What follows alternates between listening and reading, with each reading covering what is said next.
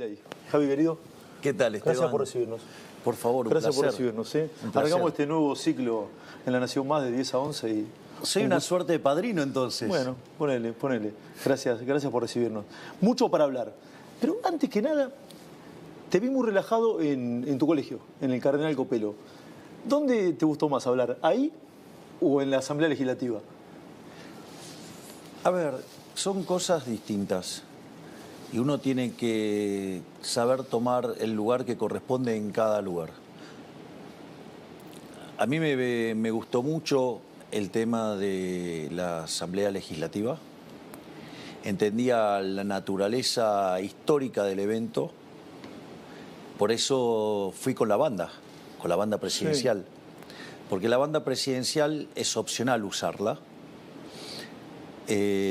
Salvo que estés en una fecha patria, entonces sí usas la banda presidencial. Y para mí significaba un evento muy importante porque sabía lo que estaba planteando, sabía la relevancia y lo significativo del planteo que estaba llevando. Y eso opera bajo esa lógica. En el caso de la charla en el colegio es otro formato. Son chicos jóvenes y por ejemplo, en la misma conferencia yo aclaré, yo puedo venir y ponerme a hablar de capital humano y crecimiento y el rol de la educación y los pibes se iban a quedar dormidos. Sí. Entonces preferí transmitir otro tipo de cosas. Traté de ponerlos en contextos de que, digamos, hace 37 años yo hubiera estado en el lugar donde estaban ellos, o 36 años, y que ellos de acá a 36, 37 años podían estar en el lugar donde me encuentro yo. Y una vez que lo contextualizás en esos términos, yo podría haber encarado la charla de distintas maneras. De hecho, lo dije, yo hice un raconto de eventos históricos que pasaron mientras que yo estuve en el colegio. Sí. Y señalé, si yo fuera un marxista o un lavador de cerebros típico de la educación argentina, hubiera utilizado eso para reescribirla a mi modo, cosa que decidí no hacerlo. Y lo que sí decidí es tratar de transmitirle algo que para mí era muy importante, que era la cuestión de los valores. Si vos me preguntás cuántas cosas yo me acuerdo literalmente del colegio, yo me acuerdo muy poquitas cosas, pero muy poquitas cosas. Pero hay una que yo la recuerdo, pero de manera permanente, y la recuerdo, pero ni siquiera borrosa, digo, con lujos de detalle la recuerdo, que fue mi primer día de clases en primer grado, es decir, en 1977, y la primer materia que me toca era caligrafía. Y quien daba la materia era un hermano que venía de España, que se llamaba José Luis, y lo primero que hizo fue dibujar el escudo del colegio. Y en el escudo del colegio, en el centro tiene una suerte de óvalo simétrico, dividido en 4 partes, y en la diagonal ascendente del mismo tiene unos dibujitos de unos animalitos con una piel muy, muy cara, que justamente los salen a cazar en lluvia porque no les gusta meterse en el barro. Entonces quedan expuestos. Claro, es decir, prefieren morir antes que ensuciarse. Y eso a mí me pareció algo muy fuerte, que me marcó para toda mi vida. Eso no lo puedo olvidar. ¿Y qué sería ensuciarse hoy? La corrupción es ensuciarse. Robar es ensuciarse. ¿Y viste mucho en estos días? Bueno, fíjate que cuando yo menciono esto, tuve la suerte de que me acompañara nuestra ministra de Capital Humano, Sandra Petovelo, y el secretario de Educación, Carlos Torrendel. Y Sandra estaba profundamente emocionada, está todo el tiempo encontrando cosas irregulares y nosotros estamos muy activos en desactivar todo este tipo de situaciones verdaderamente lamentables. ¿Hay más corrupción de la que mucha gente imaginaba? Que lo que la gente imaginaba, seguro, a mí no me sorprende lo más mínimo.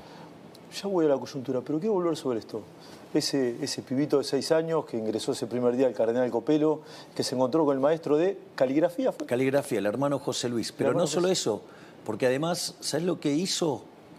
Escribió los números en el pizarrón. Y empezó con el 0 re chiquitito, Sí. y al final del pizarrón estaba el 10, que tomaba toda la altura el pizarrón. Y ahí nos contó, digamos, bueno, si ustedes se esfuerzan, si ustedes le meten, si ustedes... ¿Pueden llegar al 10? Pueden llegar al 10. Y cuanto más cerca estén del 10, más cerca van a estar del creador. Este hombre, ¿sí? Ya Maduro, presidente de la Nación hoy, ¿qué le dice a ese pibe que tenía 6 años el primer día de la escuela? Mira, no, yo eso no... ¿Hiciste bien, pibe? No. Mira, si hay algo de lo que yo no me arrepiento es de lo que soy. Eso si vos lo planteás en un programa, en un modelo de optimización dinámica, se llaman condiciones de estado. Digo, es lo que soy hoy. Ahora, lo que soy hoy es el resultado de un conjunto de decisiones. Y como todas las decisiones acertadas o equivocadas, las hice, digamos, acorde a lo que yo creía que era lo mejor y lo hice convencido. Entonces no tengo nada que recriminarme, no tengo nada que cuestionarme. O sea, soy lo que soy en base a mis errores y a mis aciertos. Estás por cumplir 90 días como presidente de la Nación. ¿Tenés algo para cuestionarte o para observar o algún error que crees que hayas cometido y que lo quieras contar? Sí, nosotros, por ejemplo, yo he señalado como un error es... yo creí que podía negociar de buena fe con los gobernadores. Es decir, nosotros cuando, después de enviar el decreto de necesidad de urgencia, cuando nosotros empezamos a trabajar sobre la ley de bases y principios para la libertad de los argentinos, nosotros en ese conjunto de reformas estructurales agregamos un capítulo de coyuntura que tenía que ver con la cuestión fiscal, el capítulo 4. En ese capítulo nosotros ofrecíamos arreglar el problema que tenían las provincias como consecuencia de lo que se hizo durante el gobierno anterior. Y nosotros fuimos y le planteamos eso para que las provincias se reequilibraran. Es más, puse a disposición todo el equipo del Ministerio de Economía para que los ayuden con los temas de deuda. Y ellos, en lugar de tomarlo como algo de buena voluntad, creyeron que era un síntoma de debilidad. ¿Te creyeron débil? Sí. Entonces, a partir de ahí, ellos seguían diciendo que el déficit cero era una buena idea. ¿Y te creyeron débil y entonces qué? ¿Pasaron a la ofensiva? Claro, entonces, por ejemplo, nosotros le estábamos dando un punto del PBI para que reequilibraran las finanzas públicas y entonces se llevaron 2 puntos del PBI, estaban buscando llevarse 2 puntos del PBI. Es decir, entonces hablaban de ir al déficit cero, pero aumentando el gasto público. Y además empezaron a tocar partidas que tenían implicancias sobre el diseño de la política fiscal que nos incrementaba el gasto público en 3 puntos del PBI, con lo cual nos causaban un verdadero desastre y nos estaban empujando digamos, directamente a la hiperinflación, dada la situación que habíamos recibido. Como consecuencia de ello, decidimos levantar el capítulo 4 y tal como dijo Caputo, el ministro de Economía... Que ahora vuelve. Que en el momento él dice, bueno, levantamos el capítulo 4 y las provincias van a tener que ajustar. Ahí obviamente el círculo rojo, que sigue todavía en blanco y negro, como muy bien decís vos, o sea, siguen leyendo las cosas de manera incorrecta. Con los ojos del pasado. Con los ojos del pasado, entonces creyeron que eso era una derrota para nosotros, y nosotros decíamos, esto es una derrota para las provincias. Y si vos te fijas la situación fiscal en la que se encuentran hoy las provincias, el problema lo tienen verdaderamente las provincias. Kicillof dijo ayer que vos le robaste 1 hora de clase a los chicos. Eso es mentira, porque el dinero es fungible y él en lugar de gastar, de poner tanta plata, por ejemplo, en C5N, podría usarla para pagar sueldos, en lugar de estar gastando en el aparato de propaganda que utilizan ellos para ensuciar al gobierno nacional, por ejemplo. ¿Te sentarías a hablar con Kicillof? Yo, digamos, como presidente de los argentinos estoy obligado a hablar con todos. No es una cuestión de si a mí me gusta o no me gusta, yo estoy haciendo un trabajo, Esteban. Yo, digamos, cuando digo esto es un trabajo, es un trabajo. A mí los argentinos me eligieron básicamente para 2 cosas. Una, para encauzar la economía, que tiene que ver con bajar la inflación, algo que lo estamos logrando, y volver a crecer. Y por otro lado, me pidieron que termine con el flagelo de la inseguridad, y también lo estamos haciendo. Si la lógica de gobernar y sacar adelante el país implica que yo me tenga que sentar con todos los gobernadores, yo me voy a sentar porque tiene que ver con hacer mi trabajo. Esto no es un problema de mis preferencias o de qué me gustaría hacer, digamos, si me gusta reunirme o no. Es decir, yo de hecho no soy una persona que le guste mucho el tema de estar reunido y esas cosas. No te gustan mucho los eventos sociales, digamos. Exactamente, a mí no me gustan los eventos sociales. No te gustan los eventos sociales. Y sin embargo, si lo tengo que hacer por el trabajo, lo hago. Hablaste de la economía. El dólar perforó la barrera de los 1.000 pesos. Es el número más bajo de que sos presidente. Hay algunos cálculos que hablan de la inflación entre 14 y 17. ¿Sí? ¿Cómo está la situación? Te pregunto, y a sabiendas de que hay mucha gente que la está pasando mal. Mal y muy mal. Bueno, esa pregunta tiene 3 partes. Vamos por la primera, que es el tema de la inflación. Recordá que cuando nosotros estábamos por asumir la inflación en la primera semana de diciembre, los precios viajaban al 1 y pico diario, o sea, algo que daba 3.700 anual. Cuando tomabas las 2 primeras semanas de diciembre, el anualizado daba 7.500. Cuando vos tomás lo que dio mayoristas, que fue 54%, lo anualizás, te da 17.000. Nosotros, en función de eso y dado los desequilibrios que tenía Argentina, que eran 17 puntos del PBI, 15 por la cuestión fiscal, 5 adentro del Tesoro y 10 adentro del Banco Central, nosotros necesitábamos frenar la hiperinflación como fuera. Eso implicaba hacer un fuerte ajuste fiscal para cortar el grifo de emisión fiscal y por otro lado implicaba también cortar el grifo de emisión en el Banco Central, con lo cual había que hacer un saneamiento del Banco Central. Y como además no teníamos reservas, inexorablemente había que hacer un sinceramiento del mercado cambiario. En ese contexto, nosotros aplicamos un apretón monetario muy fuerte. Eso permitió que no se convalidaran precios. De hecho, la inflación cuando iban 3 semanas de diciembre ya estaba en 30. Por eso en una entrevista que me hacen a mí, yo dije si fuera 30 la inflación del mes era un gol porque... Lo llevo a Caputo Aranda, dijiste algo así, ¿no? Claro, porque significaba que se había frenado la inflación en esa cuarta semana y dio 25, o sea que hubo cierta retracción de los precios. Después en el mes de enero, que es un mes muy complicado por el tema de la estacionalidad, más el tema del arrastre estadístico, digamos, pasamos a 20. Por lo tanto, y si ahora, digamos, la inflación está en torno al 15, si vos le restás el efecto de las prepagas, el efecto de las tarifas y el arrastre estadístico, estamos muy cerca de un dígito.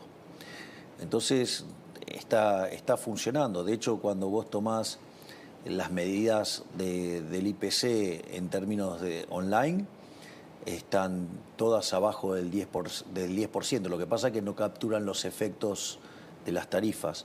Es más, yo te digo algo, si nosotros tuviéramos el caso de una inflación en torno al 15 y si, dado el arrastre estadístico, a pesar de la suba de tarifas, a pesar de la suba de las prepagas, si los precios de los bienes se pudieran computar de manera correcta dadas las promociones, hoy la inflación estaría en un dígito ya.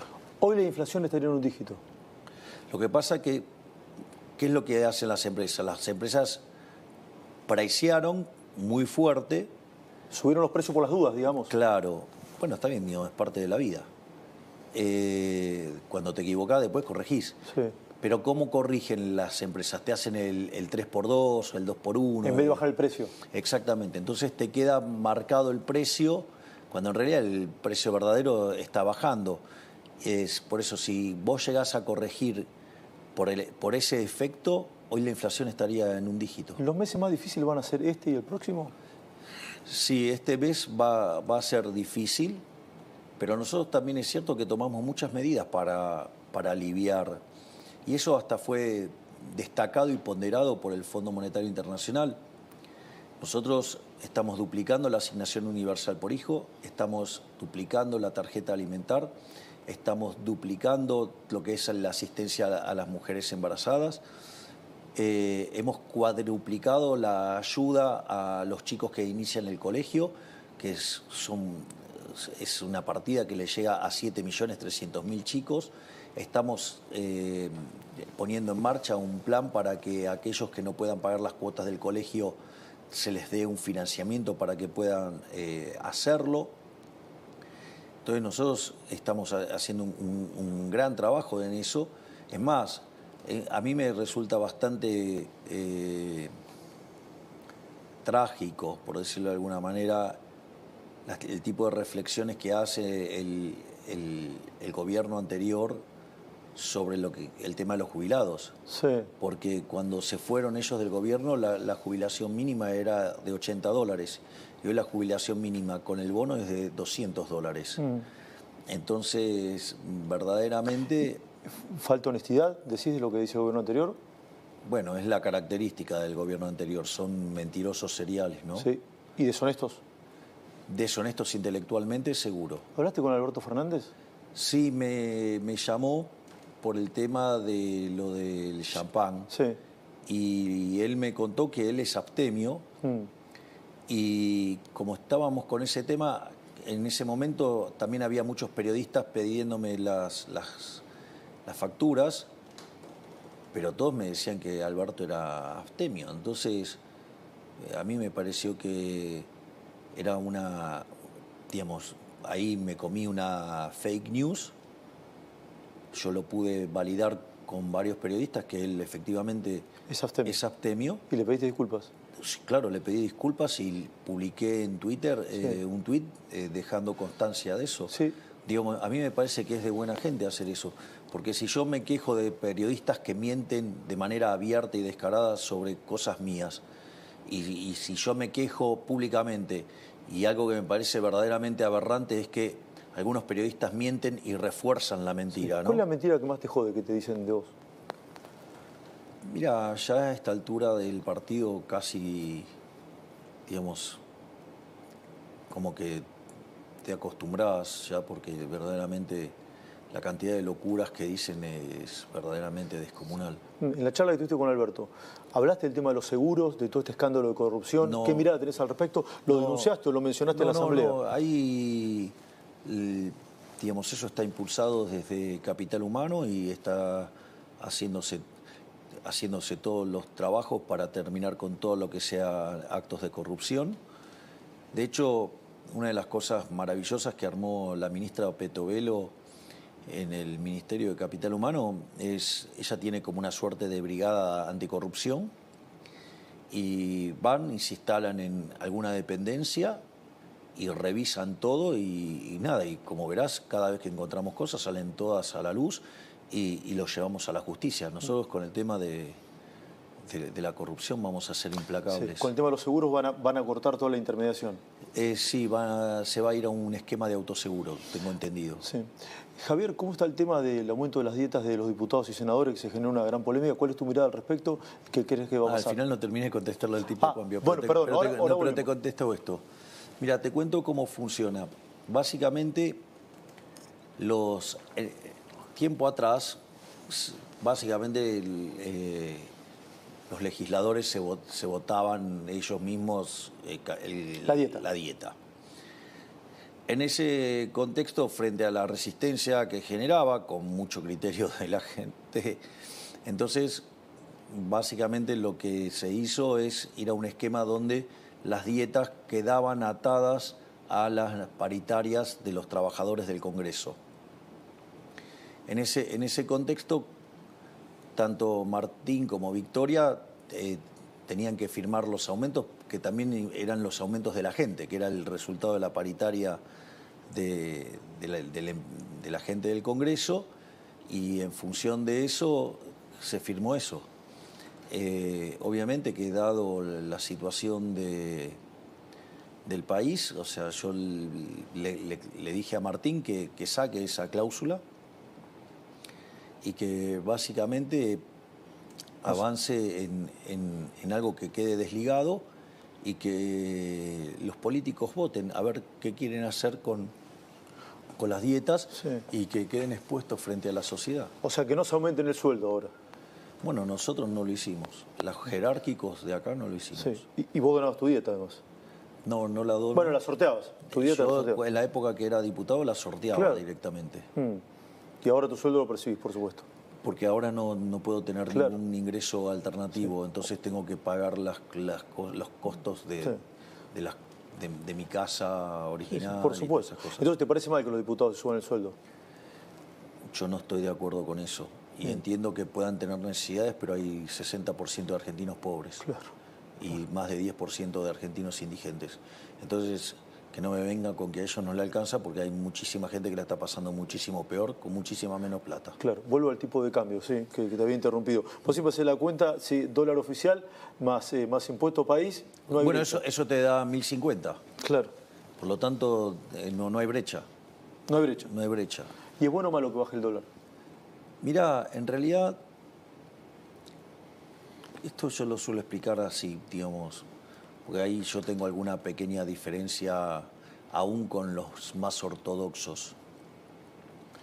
La inflación es siempre y en todo lugar un fenómeno monetario que se genera por un exceso de oferta de dinero, ya sea o porque subió la oferta o porque cayó la demanda, o porque son las dos cosas a la vez. Eso genera una pérdida del poder adquisitivo del peso. Esto quiere decir que todos los precios expresados en pesos suben, todos. El dólar es un precio más. Es el precio de la moneda de Estados Unidos. Lo que pasa es que como es un activo financiero, sube primero. O sea, todo eso del pass-through, todo eso es una tontería atroz. El traslado a precios. Exactamente. Digo, porque aparte implica desconocer los fundamentos de la teoría del valor, implica desconocer el principio de imputación de Menger. Digo, no me voy a meter con todas las cosas que implica de brutalidad en lo precario del análisis económico de muchos argentinos, economistas argentinos, te diría la gran mayoría. Ni que hablar que no conocen el efecto Hume Cantillon tampoco. Pero, entonces, ¿qué es lo que sucede? Lo que vos ves en el dólar es un indicador temprano de lo que te está pasando con los precios, porque es un activo financiero, entonces va primero. En ese sentido, a mí me parece que es notable lo que está pasando con el dólar, porque lo que te está diciendo es, dado que es la moneda que más se apreció en el mundo y que se cayó como un piano, eso te estarías mostrando que de acá en adelante, en algún momento, la inflación se va a derrumbar como un piano. Es decir, nosotros estamos mirando niveles de inflación, y que si desde el 15, que si después baja tanto, lo que fuera, y puede ser que se caiga como un piano la inflación. Y eso en algún momento va a pasar. Esteban, eso en algún momento va a pasar. ¿Por qué? Porque yo te pregunto, ¿cuándo, si no soy mago? No, porque el tiempo es del creador, no es mío. Claro. Pero el punto más importante es el siguiente, Esteban. Nosotros hemos decidido frenar la emisión monetaria. Ahora nosotros, cuando vos mirás la base monetaria, prácticamente no se movió, salvo que mires un día puntual que vence alguna operación concreta, pero cuando vos tomás periodo más estable, digamos, o sea, está claro que la emisión aumentó. En ese contexto, quiere decir que nosotros no emitimos. Sí, emitimos. Emitimos para comprar dólares. De hecho, llevamos comprados casi 9.500 millones de dólares. O sea, ¿entendés que metimos un refuerzo a las reservas de 9.500 millones de dólares? No solo eso, sino que además hay unos instrumentos en los cuales había utilizado el Banco Central en la gestión anterior para mitigar los efectos en el mercado de cambios, que dispara opciones de put que se están ejecutando y que también implica que hay que pagarlas. Y también estamos pagando los pases, ¿no? que es en lo que devino las LELIQs. Entonces vos me decís, ¿cómo estás haciendo entonces para que no cambie la cantidad de dinero? Bueno, absorbemos por el sector fiscal y por el BOPREAL. Y eso hace que la base monetaria no cambie. Esto es muy importante porque la base monetaria es un pasivo del Banco Central. Entonces vos fíjate que tenemos el mismo nivel de pasivos remunerados, tenemos el mismo nivel de pasivo no remunerado, que es la base, pero en el medio, ahora en el balance, tenemos 9.500 millones de dólares más. Sí. Entonces estamos generando un saneamiento del Banco Central furioso, y eso es lo que está haciendo que se derrumbe el dólar. Y eso te está cantando que de acá para adelante se te va a derrumbar la inflación. Es más, yo te voy a decir algo. Históricamente, en lo que va del siglo XXI, la base monetaria en términos del PBI en Argentina es 10%. Hoy la base monetaria, sí, es 3%. En realidad, si queremos ponernos piqui, es 2,6%. Es decir, la economía está fuertemente desmonetizada. Cuando vos mirás el crédito al sector privado no financiero, es 4% del PBI. O sea, en cualquier país de Sudamérica es arriba del 50%. Claro. Entonces, lo que vos tenés es... Y si bien vos tenés depósitos privados por 12 puntos del PBI, la realidad es que cuando vos mirás, todo eso tiene mucho transaccional, mucho de working capital de las empresas, mucho de salarios. Sí. Entonces, lo que yo quiero señalar es que nosotros estamos haciendo un saneamiento del Banco Central con un apretón monetario que lo que va a hacer que cada día esté más cerca la apertura del cepo. Sí. Entonces vos vas a ver que en un momento va a empezar la inflación está bajando, pero en un momento va a haber como un salto, se va a notar la caída de manera fuerte, porque lo estás viendo con el dólar. O sea, el dólar no sube porque no hay pesos para comprarlo. Sí. ¿Y el rebote es en B corta? Es decir, caemos y se sube rápido. Sí, nosotros tenemos la esperanza de que sea una B corta muy, muy acentuada, ¿no? Nosotros creemos que en cuanto nosotros podamos tener equilibrado el balance del Banco Central, automáticamente abrimos el cepo, que dicho sea de paso, todos los días estamos levantando restricciones. Sí. Cada día estamos comprando 200, 300 millones, pero cada vez con más importaciones. ¿Y esa ruta termina en el cierre del Banco Central y en la libre competencia de monedas o no? Vos tenés dos etapas de la libre competencia de monedas. Una es con peso y otra es sin peso. Nosotros en la primera etapa vamos a ir a libre competencia de moneda con pesos. Y después la propia dinámica lo va a llevar a que la propia gente lo va a terminar. ¿Vos creés que en los hechos no va a haber más pesos porque nadie los va a querer? Bueno, una vez que nosotros abrimos el cepo, nosotros vamos a estar enviando una ley al Congreso donde básicamente se va a considerar que la emisión monetaria para financiar el fisco es un delito. En realidad va a ser prácticamente cualquier tipo de emisión un delito. De lesa humanidad, dijiste. Sí, ahora voy a explicar por qué. En primer lugar, porque es como una falsificación y una estafa. Esto es como cuando yo contaba si yo agarro y me pongo a falsificar oro, ¿no? Y no sé, lo tengo para adornar mi casa, no pasa, pero si yo te lo quiero meter adentro de la economía, como si fuera oro bueno, te estoy estafando. Eso es un robo. Eso es lo mismo que te pasa cuando el Banco Central emite dinero. Está estafando ¿a quiénes? A los que ya tienen pesos. Y eso se manifiesta después como el impuesto inflacionario. Porque como hay más, los que lo tienen pierden valor. Exactamente. Entonces, y es una transferencia hacia el que lo emitió. Entonces, por lo tanto, es un robo. Vos sabés que el último año, entre emisión directa e indirecta, el kirchnerismo emitió 13 puntos del PBI. Una locura. Una locura. ¿Y es de delincuentes hacer eso? Sí, porque es un robo. ¿Entonces Massa fue un delincuente? El gobierno anterior fue un gobierno de delincuentes. Lo que pasa es que es un tipo de delito que no está penado. Claro. O sea, entonces no... No es un tipo penal, claramente. Claro, no está... Bueno, nosotros que consideramos que tiene que ser un delito penal. Entonces, en ese contexto van a terminar yendo presos el presidente del Banco Central y su directorio, el presidente de la Nación, el ministro de Economía y los diputados y los senadores que voten presupuestos que tengan financiamiento monetario. Javier, me quedan pocos minutos y no quiero faltar respeto al tiempo acordado y sé que tenés mucha actividad por realizar. No, pero está claro, ¿no? Sí, Que digo, eso la cantidad de peso va a quedar fija. Entonces vos vas a empezar a entrar a otros tipos de monedas. Sí. Y de hecho vos creés que nadie va a querer agarrar el peso. No lo sé, pero que no va a perder valor seguro. Después de Telam, ¿viene la televisión pública? La idea es, mira, todo lo que podamos privatizar, lo vamos a privatizar. Nosotros no creemos en el Estado empresario. En realidad nada de lo que hace el Estado lo puede hacer bien, lo hace todo mal. Hay una frase hermosa de Milton Friedman, que además está en el libro Libre para elegir, que lo escribió con quien fuera su mujer, Rose Director, o también conocida como Rose Friedman.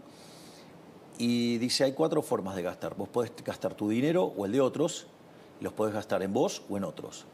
Entonces, cuando vos gastás tu dinero en vos mismo, vos sabés lo que te costó ganarlo, vos sabés lo que querés, y es la forma en la cual vos maximizás tu bienestar. Ahora, vos podrías gastar tu dinero en otras personas. ¿Qué es lo que haces cuando haces un regalo? Tratás de quedar bien con lo menos posible, o sea, minimizás el costo. Ahora, cuando vos gastás el dinero de otros en vos mismo, derrochás, y eso es un clásico. Entonces, ¿cuál es la peor manera de todas de gastar? Gastar el dinero de otros en otros. ¿Qué es lo que hace el Estado? Por lo tanto, por definición, el Estado funciona mal siempre. Siempre lo va a hacer mal. No hay forma de que lo haga bien. Todo lo que se pueda privatizar lo vas a privatizar. Todo lo que pueda privatizar lo voy a privatizar. Todo lo que pueda pasarse al sector privado se lo voy a pasar al sector privado. AISA y Banco Nación también, por ejemplo. No debería quedar nada en manos del Estado. Porque fíjate, digamos, viene y te... ¿Viste? ¿Querés detectar a un chorro? A ver. ¿Querés detectar a un chorro, a un político chorro? Sí. Es el que viene y te dice, no, hay que tener un Estado eficiente. Después de lo que te acabo de contar, no existe el Estado eficiente. No existe el Estado eficiente porque, además, el último que podría decir algo así es un político argentino, porque en principio no existe. Y si por error existiera en Argentina, no existió. ¿Me comprendés? Porque el caso de Argentina es todo funciona mal. Es decir, si yo te digo, voy a hacer una agencia como Telam, ¿cómo va a terminar? Y siendo un brazo, digamos, un aparato político, un aparato de propaganda. Bueno, ¿y cómo funciona? Y de esa manera. Entonces, y además pierde un montón de plata. Y entonces, ¿de qué estamos hablando? Macri. ¿Va a haber una fusión con el PRO? ¿No va a haber una fusión? ¿Están hablando? Nosotros tenemos una excelente relación. O sea, la verdad que con el presidente Macri yo tengo una relación excelente. Tengo una excelente relación con muchas personas de su espacio, llámese la doctora Bullrich o el doctor Petri, que son parte de nuestro gabinete, digamos. La doctora Bullrich está haciendo un trabajo fenomenal en la cartera de seguridad y la verdad que el ministro Petri es impecable, digo, es impecable. Además, es alguien muy motivado y trabaja muchísimo, porque está con los temas de defensa, ¿no? Pero salió esto de hacer la ley del Banco Central y ella escribió un proyecto. Sí. Ese proyecto ya lo estuvo semblanteando con Ricardo Rojas, que escribió el libro La inflación como delito, un ex juez, un libertario brillante. Bausili también estuvo en contacto con Ricardo Rojas. Ahora, digamos, tanto Luis como Santiago están interactuando en el desarrollo de este proyecto. Es decir, la verdad es que cuando también, no sé, me pongo a mirar los diputados, por ejemplo, digo, yo con Ritondo tengo una relación fenomenal. De hecho, el trabajo que hizo durante la ley Bases fue impecable. El trabajo que hicieron los diputados del PRO fue impecable. Sí. ¿Crees que van a terminar todos juntos entonces, a ver?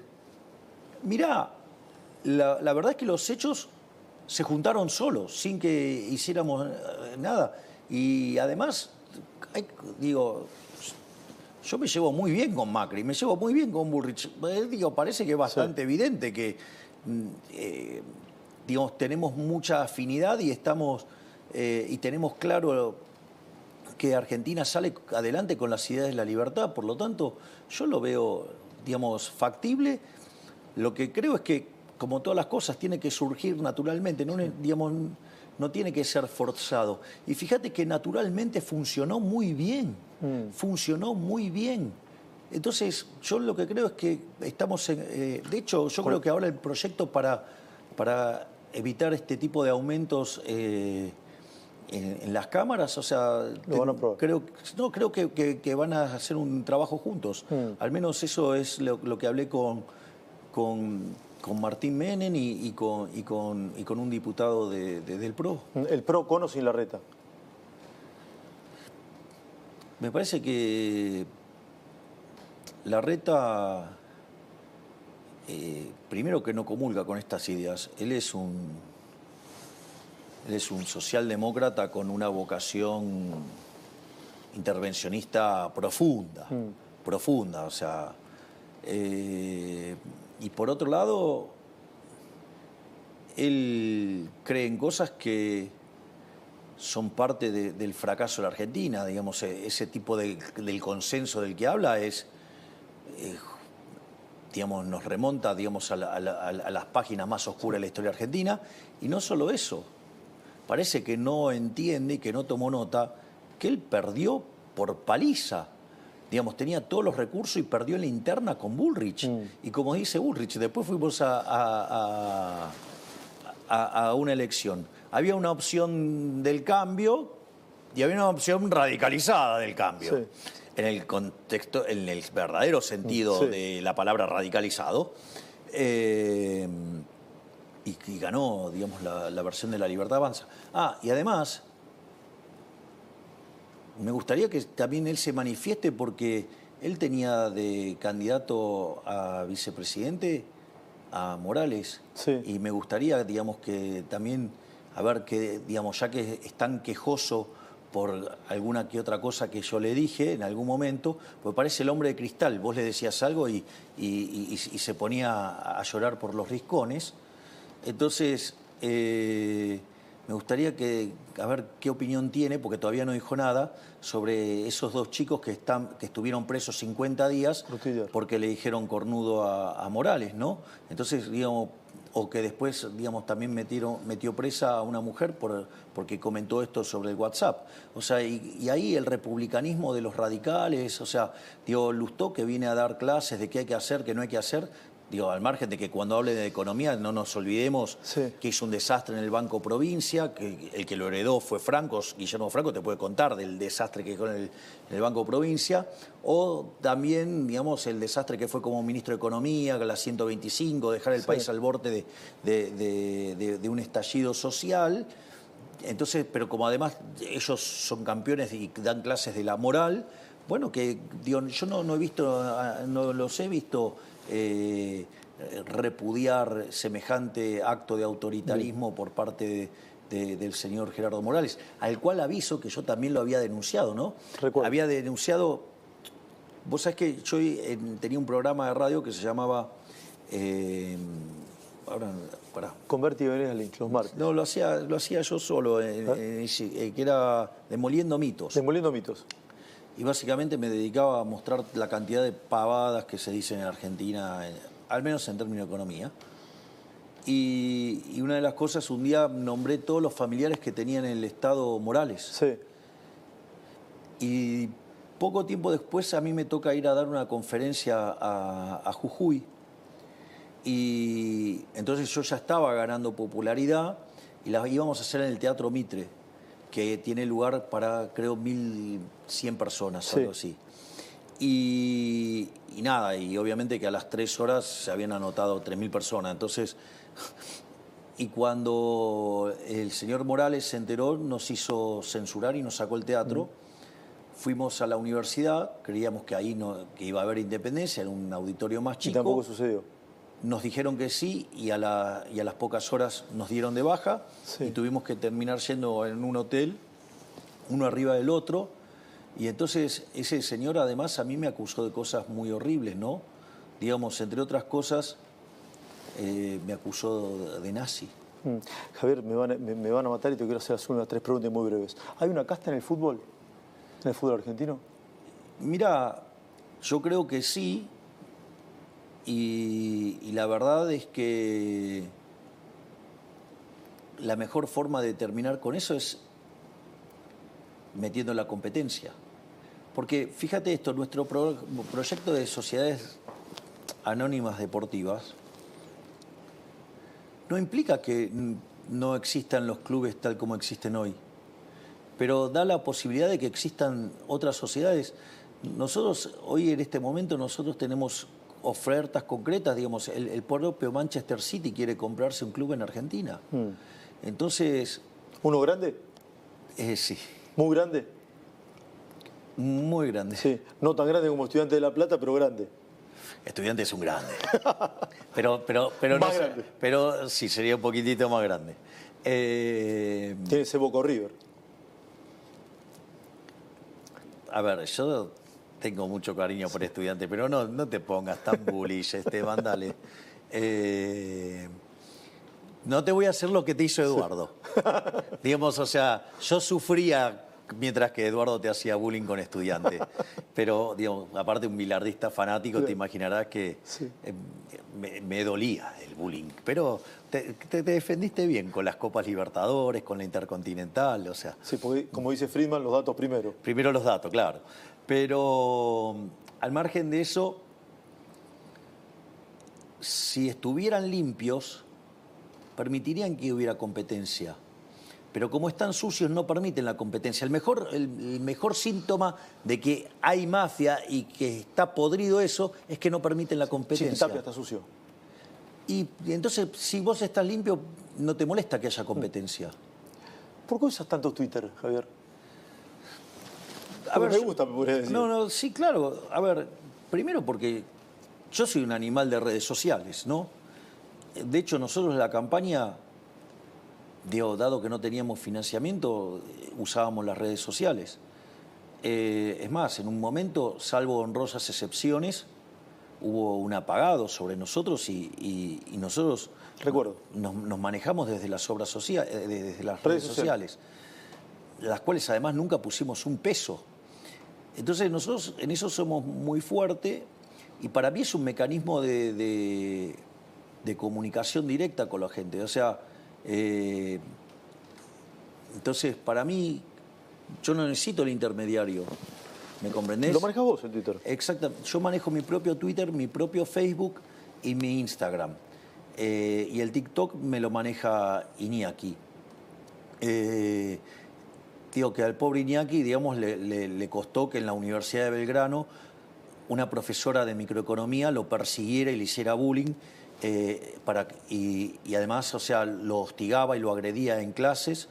Me contó Iñaki que los chicos ahora, a partir de mi declaración pública, tomaron fuerza y están dispuestos a declarar, algo que la Universidad de Belgrano decidía ocultar, primero protegiendo a esa profesora, digamos, pero que además no son los únicos. De hecho, yo en un momento me fui de la universidad porque justamente había entre muchos radicales y muchos kirchneristas que se dedicaban a perseguir a liberales. De hecho, uno de los profesores preguntó quiénes eran liberales y si... Entonces le dijo, ¿y que ustedes son liberales de Milei? Sí. Entonces le dijo, ¿ustedes tienen prohibido hablar? O sea, hay listas negras para los liberales. Sí, hay persecución directa, abierta. Y eso la Universidad de Belgrano lo permitía, porque eso fue denunciado, yo lo denuncié y no hicieron nada al respecto. Ahora sí, la última. ¿Vas a crear un consejo ad honorem? Sí, vamos a tener un consejo económico, digamos, del presidente. Digamos, va a estar a cargo de Demian Riedel. Y vamos a tener varios economistas destacados que van a participar dentro de este consejo, digo, lo van a hacer ad honorem. Y la verdad es que estoy contento. Digo, para los que andan diciendo algunas tonterías respecto a mi amigo Ramiro Marra, dentro de ese consejo va a estar Ramiro. En ese consejo va a estar Ramiro Marra. Sí, porque la idea es estar pensando afuera de la caja. Digo, para estar todo el, digamos, entonces tener un equipo, digamos, que está trabajando todo el día en la gestión, como es el maravilloso equipo que tiene Luis Caputo, o sea, el Toto. La verdad que sí, rodeado también de gente maravillosa, formidable. Te juro que es un placer trabajar con ellos. Lo que, digamos, ver el desempeño de Pablo Kirchner en el Congreso fue fabuloso. O, digamos, no sé, en las reuniones de gabinete participa Santiago Bausili, el presidente del Banco Central, y es fabuloso, o sea, todo es fabuloso. La verdad que yo estoy muy contento con el gabinete. Yo disfruto mucho las reuniones de gabinete. O sea, lo cual es un problema para ellos porque me pongo bastante intenso. ¿Te pones intenso? Y sí, digamos, yo soy como una suerte de... Yo no sé si tuviste la suerte de ver óperas de Puccini. Sí, algunas. ¿Viste? ¿Ubicás la película La Rosa Púrpura del Cairo? A ver, sí. Que Mia Farrow se enamora del actor y el actor sale de la película y entonces empiezan a tener un romance. Bueno, yo soy como un personaje de una ópera de Puccini, todo así, apasionado, todo, y salió de una ópera y, bueno, llegó a ser presidente de la Argentina. Gracias, señor presidente de la Nación. Gracias, señor periodista Trebuch. Sí, gracias, de verdad. Gracias a vos, Esteban. Gracias, muy amable. Bueno, muy bien, tengo que presentar a mi equipo, pero acá tengo un próximo funcionario del gobierno. Ramiro Marra, ¿vas a integrar el gobierno? Sí, yo siempre me sentí parte de este gobierno igual, porque Javier es un amigo y fundamos este espacio para hacer estos cambios que están dando que hablar. Sí. Es lo que dijo en la entrevista. Esto que dijo en la entrevista lo viene diciendo hace muchos años. Sí, creo, ahora lo vamos a desarrollar este consejo que va a crear el presidente de la Nación, ¿sí? Presidido por quien iba a ser el presidente del Banco Central, Demian Reidel, ¿sí? Y te vas a sumar a ese equipo. Por supuesto, Demian es una persona muy preparada, que sabe mucho, y vamos a acompañar todo este proceso de transformaciones que están haciendo grande a la Argentina de vuelta. Bien, ya seguimos repasando algunas cosas. Presento a mi equipo, ¿sí? Domitila Del Hacha. Del Hacha. Si yo cuando me dijeron, ¿vas a trabajar con Domitila? ¿Habla español o no? Lo primero que iba a preguntar, ¿o no? ¿Sí? Era eso, ¿creías que tenía que venir con traductor? No, hablo español, soy muy argentina y muy porteña. Y muy bien. Gracias, Domitila, por estar. Sí, nos va a acompañar todos los días jueves, sí, Francisco Jueguen, crack. ¿Qué haces, Francisco? ¿Qué tal, Esteban? Buenas noches, ¿Cómo un placer. Déjame una mirada muy cortita del tema económico. Sí. La verdad que muchos títulos, dijo la inflación se va a caer como un piano. ¿Te pareció lo más fuerte? Me pareció lo más fuerte. Me pareció también muy interesante cuando habló de que se está cada vez más cerca de salir del cepo, de que va a haber, no habló de dolarización, habló de la libre competencia de monedas, libre canasta de monedas, en 2 etapas. Primero con pesos. Primero con pesos y después la gente eligiendo particularmente el dólar. Sí. Y el Estado no tiene que tener nada, dice Milei, nada. Exactamente. Hay que privatizar o cerrar todo, ¿sí? Y el acuerdo con el PRO se está dando en los hechos prácticamente, ¿sí? En un minuto seguimos, ¿sí? Y me siento a hablar con Ramiro Marra y repasamos, ¿sí? La entrevista con el presidente de la Nación. Vamos.